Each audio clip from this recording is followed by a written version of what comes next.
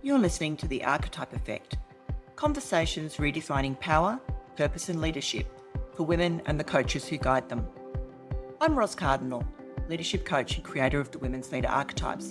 Together we'll explore the real stories, the research and reflections that help women rise with clarity and authentic power. There's a word I've noticed many women hesitate around. Not because they don't understand it, and not because they don't have it, but because of what it's come to mean. Power. For some women, the word feels heavy. For others, it feels sharp. For many, it carries a quiet warning. If I have power, what will it cost me? If I step into power, who do I become? If I hold power fully, what do I lose? So often power hasn't felt neutral. It's felt like something to manage carefully, something to soften, something to hold at arm's length. And that hesitation didn't come from nowhere. Most women didn't grow up seeing power modelled in ways that felt safe, relational, or humane. Power was loud, hierarchical, coercive, or extractive. Or it was hidden, denied, and quietly punished when it appeared in the wrong hands. So many women learned early that power came with consequences. Be powerful, but not too powerful. Be decisive, but still likeable. Be influential, but don't threaten the room. Over time, this creates a very particular relationship with power. Not rejection, negotiation. Women become experts at modulating themselves, dialing up the capability, dialing down visibility, being strong in ways that don't disturb the system too much. And that's not weakness, that's intelligence. But living in constant negotiation with your own power is exhausting because it means you're never fully at rest inside yourself. You're always adjusting, monitoring, sensing when to lean forward and when to pull back.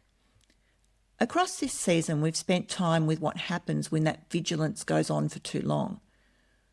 We've looked at the ways power shifts under pressure, how it collapses inward when authority feels unsafe, how it sharpens and accelerates when responsibility becomes unshared, how it hardens and contains when influence feels threatened, and how it dissolves outward when belonging feels conditional. Those patterns weren't flaws. They were power doing the only thing it could do to stay intact. They were power trying to survive. But survival is not the same thing as inhabiting. And this is where today's conversation begins to turn. Because what if the problem has never been power itself? What if the problem has been the conditions under which power has been expressed? What if power isn't something that inevitably corrupts, isolates or hardens, but something that becomes distorted when it has nowhere safe to land? I want to take the word power out of the moral frame, because power itself isn't good or bad. It isn't virtuous or dangerous. It isn't something you earn by being the right kind of woman. Power is energy. It's the capacity to act, to choose, to influence, to author direction in your work, your relationships, your life. And like any form of energy, power doesn't disappear when it's avoided. It just changes shape. When it can't move freely, it contracts. When it can't be held safely, it armours. When it can't be expressed honestly, it leaks. But when power is held well, something very different happens. It steadies rather than sharpens. It clarifies rather than overwhelms. It nourishes rather than drains. This episode isn't about claiming more power. It's about changing your relationship to it. About what becomes possible when power no longer feels like something you have to brace against, perform, or apologise for, but something you can actually live inside. Before we talk any further about distortion or alchemy, I want to stay for a moment with something that often gets skipped. What healthy power actually feels like. Not in theory, not in leadership language, but in your body, in your thinking, in how you move through a day, Because many women know power only through effort, through bracing, through managing reactions, through holding themselves together in visible roles. So when we talk about power becoming healthy, the nervous system doesn't always know what that means. Healthy power is quieter than we expect. In the body, it often shows up as steadiness. Your breath drops lower. Your shoulders don't need to hold themselves up. There's less tension in the jaw, the neck, the belly. You don't feel flattened or passive. You feel supported from underneath. There's a sense of weight, but not heaviness. It's a groundedness that lets you stand without pushing. In this state, you're not scanning the room for threat. You're fully present in it. You notice what's happening without immediately needing to respond. You can let a pause land without rushing to fill it. Silence doesn't feel like danger. In the mind, healthy power feels like clarity without urgency. Thoughts organise themselves more easily. You're less pulled towards over-explaining or justifying. You don't need to rehearse what you're about to say as much. Decisions don't feel dramatic, they feel proportionate. You can see options without needing to choose immediately. You can tolerate not knowing everything before you speak. You trust your timing. One of the clearest signs of healthy power is that you stop arguing with yourself. There's less internal negotiation. You're not constantly asking yourself, is this too much? Is this okay? Will this land badly? Instead, there's a quiet sense of, this is aligned. I can stand here. Healthy power doesn't need to announce itself. It shows up as presence. In conversation, this looks like listening without losing yourself, speaking without performing, letting influence move through you rather than trying to direct it. You might notice that people slow down around you. Not because you're controlling the pace, but because you're not transmitting urgency. Your calm creates room. And that room invites others to think more clearly, to contribute more honestly. Healthy power also changes how effort feels. You still care, you still act, you still hold responsibility, but the effort isn't laced with tension. You're not gripping outcomes as tightly. You're not carrying everything in your body. There's a difference between engagement and over-functioning. Healthy power knows that difference. When power is integrated, boundaries become quieter. You don't need to defend them aggressively or explain them endlessly. You feel them internally before you speak them externally. And because you're not negotiating them with yourself, they land more cleanly with others. Another subtle shift happens here. You stop confusing intensity with effectiveness. Healthy power can be firm without being sharp, decisive without being forceful, influential without being loud. It doesn't rush to prove itself. It trusts that what needs to move will move without you pushing constantly. And perhaps the most important thing to say is this. Healthy power feels restful. Not because nothing's happening, but because your system isn't working overtime to hold your authority in place. You don't feel the need to monitor how you're being perceived moment by moment. You're not managing your own impact as if it's a risk. You're inhabiting yourself. Many women recognise this state in flashes. A moment in a conversation where you said exactly what needed to be said and then stopped. A decision you made cleanly without second guessing. A boundary you held without explanation. Those moments aren't accidents. They're glimpses of what power feels like when it's not under threat. And once you've felt that, even briefly, something important shifts. You realise that power doesn't have to cost you your humanity. It doesn't have to harden you. It doesn't have to isolate you. Healthy power is not something you perform. It's something your system allows when it feels safe enough. And that's the orientation we're holding as we go forward. Because when this is the reference point, everything else we're about to talk about makes more sense. Once you know what healthy power feels like, something becomes much easier to see. You can tell when it's missing, not because things fall apart, but because something quietly tightens. This is where many conversations about power go wrong. We talk about power as if it's either present or absent, as if you either have it or you don't. But what I see, again and again, is something more subtle. Power doesn't disappear, it loses range. When conditions become demanding, politicised, unsafe or simply relentless, power starts to move in fewer directions. Options narrow, flexibility drops, choice contracts. And that contraction doesn't happen because you're doing something wrong. It happens because your system is adapting. When power loses range, it begins to express itself in the ways that feel most reliable. For some women, power pulls inwards. Energy collapses into withdrawal, delay, or invisibility, not because they don't care, but because staying visible feels too costly. For others, power accelerates forward. Everything speeds up. Action becomes constant. Responsibility piles on. Movement replaces reflection. For others, power hardens. Information is held tightly. Control increases. Influence becomes something to manage rather than share. And for others, power diffuses outward. Care flows away from self and toward everyone else. Harmony is prioritised. These aren't different kinds of women. They're different ways power adapts when it doesn't feel safe to move freely. What's important to notice is this. In each case, power is still present. It's just operating through a narrower channel. And living in a narrow channel for too long is expensive. Not because you're weak, but because power wants to move. When power is constrained, the body carries the cost first.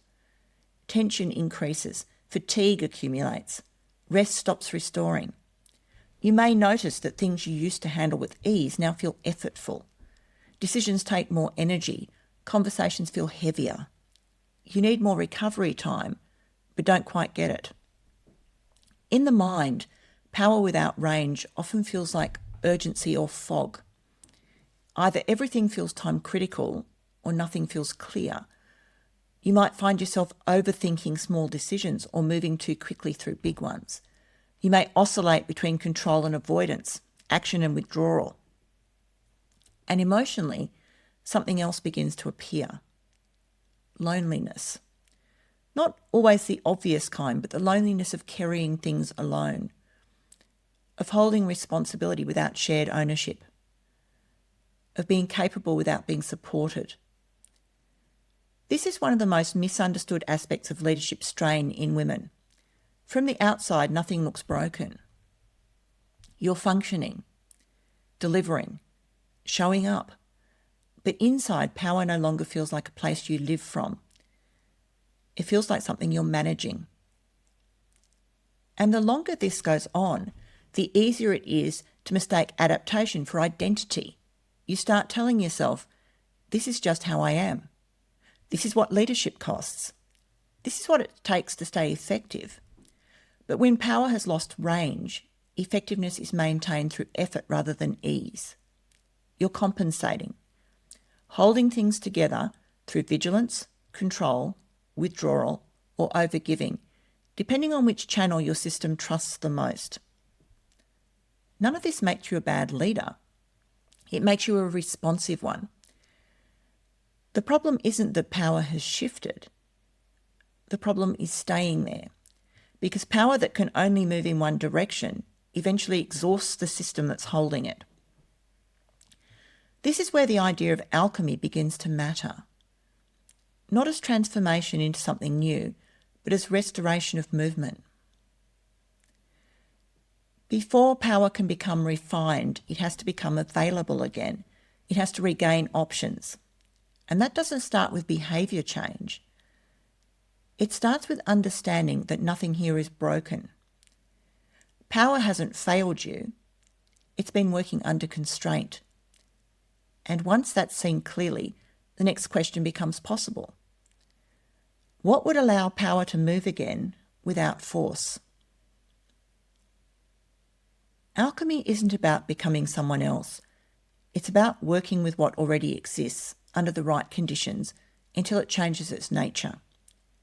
That's important because so many women assume that if power has become sharp, heavy, or exhausting, the answer must be to soften themselves further, try harder, or step back altogether. But alchemy doesn't ask you to remove power. It asks you to meet it. When power has lost range, the instinct is often to push for change, to set better boundaries, to delegate more, to be more confident, to let go. These things can be useful later, but they rarely work at the beginning because power doesn't become usable through force. It becomes usable when it no longer has to protect itself.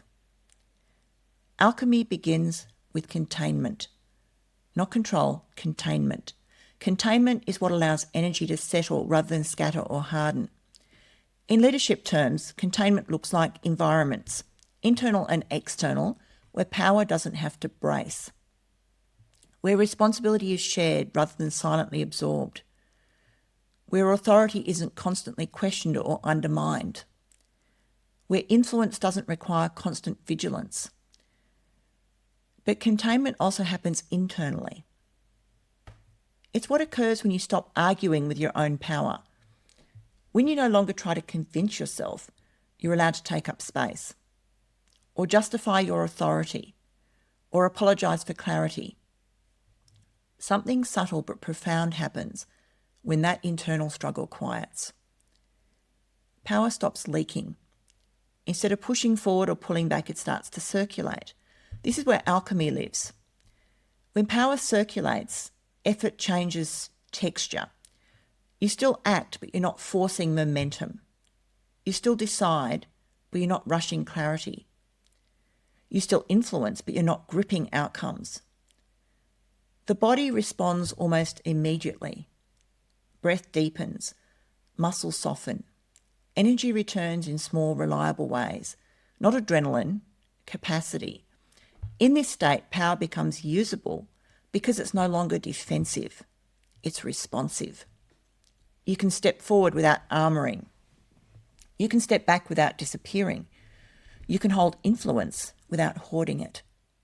You can care without self-erasure. This is why alchemy is a better metaphor than growth. Growth implies more. Alchemy implies refinement.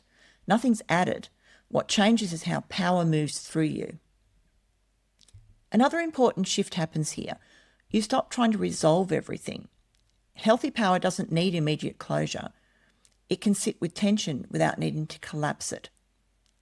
It can tolerate disagreement without escalating or withdrawing. It can let timing do some of the work. That tolerance creates room, not just for you, but for others. This is one of the most overlooked effects of integrated power.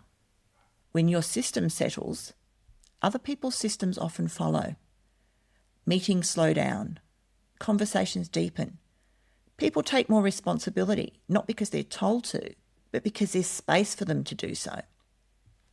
Influence becomes less about direction and more about gravity. Things orient around you rather than being pushed by you.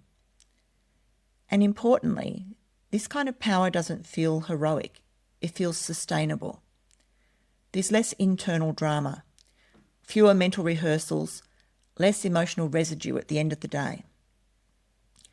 You're not depleted by being yourself. You're replenished by coherence. This doesn't mean pressure disappears. It means pressure has somewhere to go. Alchemy doesn't eliminate challenge. It gives power enough room to respond intelligently instead of reflexively. And once power becomes usable in this way, a different question naturally emerges. Not how do I stop these patterns, but how do I work with power across different situations without losing myself? That question is the threshold, because that's where mastery begins. Not as arrival, not as perfection, but as range. One of the most misleading ideas in leadership is that mastery looks like stability. That once you're there, you stay there. That once power feels integrated, it remains calm, coherent, and unchallenged. But mastery doesn't mean you stop being affected by context. It means you stop being captured by it. Mastery, in the way I'm using it here, isn't about holding one ideal state of power. It's about range. The ability to move between different expressions of power without losing centre. Because leadership doesn't happen in a single environment. Some moments call for stepping forward. Others call for restraint. Some require firmness. Others require patience or care. When power is unintegrated, these shifts feel destabilising. You move into action and become too sharp. You move into care and you disappear. You step back and you lose authority.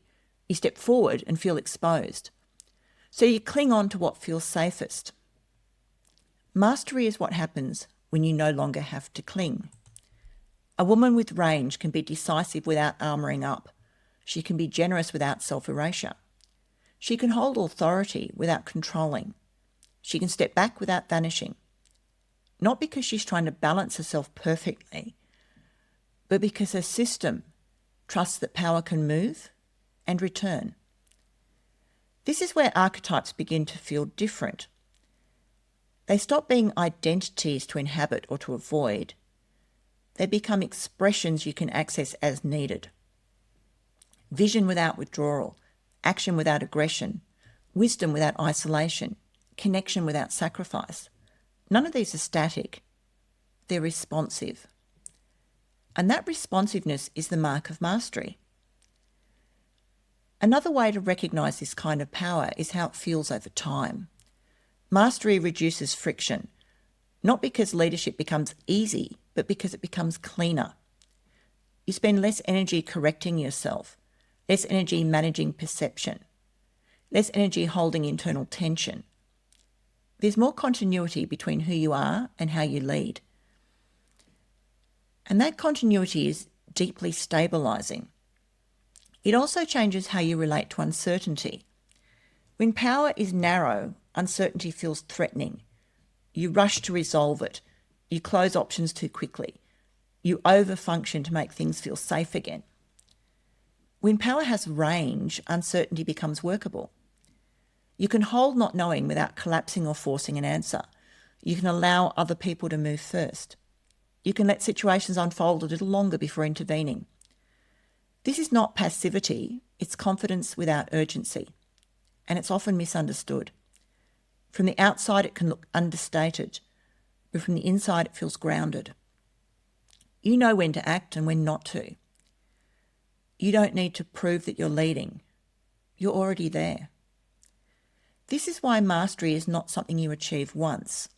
It's something you practice across changing contexts. Different rooms, different stakes, different seasons of your life.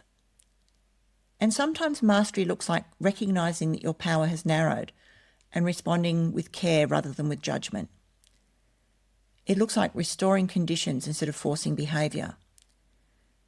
It looks like choosing relationship over reaction.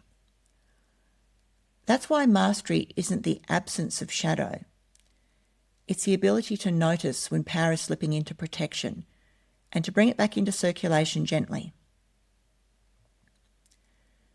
Nothing big, nothing heroic, just intelligent self-leadership. And when that becomes familiar, power stops being something you worry about getting right. It becomes something you trust yourself to work with. As we come to the end of this episode, I want to bring this back out of language and into life. Because power isn't something you visit occasionally. It's something you live inside or manage around every day. When power is no longer something you're negotiating with, something subtle changes. Your days feel quieter on the inside, not because there's less happening, but because there's less internal friction. You don't spend as much time rehearsing conversations. You don't replay decisions as often. You don't need to keep checking whether you're allowed to be where you are. There's a simplicity that returns. Decisions still matter, but they don't linger in your body the same way. Boundaries still exist, but they don't need defending constantly. Leadership still carries responsibility, but it doesn't require you to brace yourself every time you step forward. Power you can live in feels steady. It doesn't spike and crash. It doesn't harden and retreat. It doesn't leak away through overfunctioning or self-erasure. It holds. And because it holds, you can rest inside it. That rest doesn't mean disengagement. It means coherence. Your actions match your values more easily. Your words land without extra force. Your presence does more of the work for you. You're no longer leading from effort alone. You're leading from alignment. This is also where leadership stops feeling lonely in the way it once did. Not because other people suddenly change, but because you're no longer carrying everything internally by yourself. You allow others to hold weight. You allow systems to show you where they're weak instead of compensating endlessly. You trust that you don't have to be everywhere at once for things to function. And that trust creates space for you, for others, for better decisions to emerge. This is the kind of power that doesn't announce itself. It doesn't need to. It's felt in the way conversations settle, in the way complexity becomes manageable, in the way people orient without being pushed. It's also deeply personal, because power you can live in doesn't ask you to become someone else.